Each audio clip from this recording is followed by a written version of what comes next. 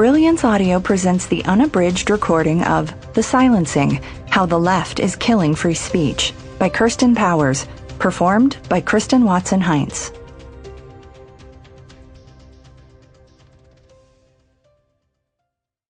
To my father.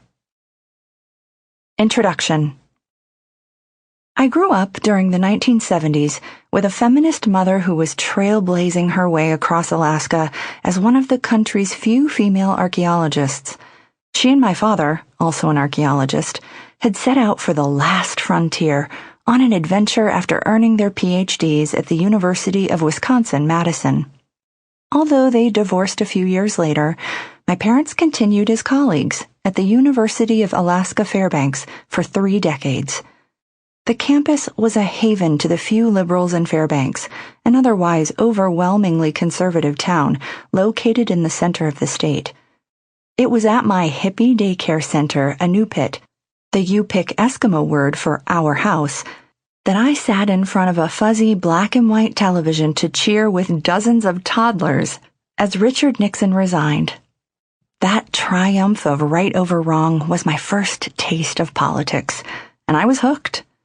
Mine was one of a few little hands that went up in favor of Jimmy Carter in 1976 when my teacher asked which nominee we supported for president, a trend that continued through every presidential campaign until I graduated from high school. It's unlikely many of my friends' mothers were sobbing the night Carter lost to Ronald Reagan, as was mine. My political education occurred at the dinner table. Whether at my mother or father's house, the topic invariably would be politics. It was there I was also taught how to defend my views. We viewed this as a necessary survival skill, as our family was surrounded by people who believed liberalism was the root of all evil. At my tiny Jesuit high school, I would debate my conservative classmates on issue after issue, whether it was feminism or caring for the poor. My friends' parents were uniformly small government conservatives, and their children followed suit. Ronald Reagan, their patron saint, was president. He could do no wrong.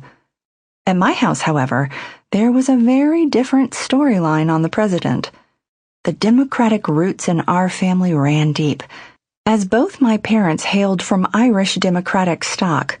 My father's tribe was a mix of working-class Catholics and Protestants. On my mother's side was an army of... Sample complete. Ready to continue?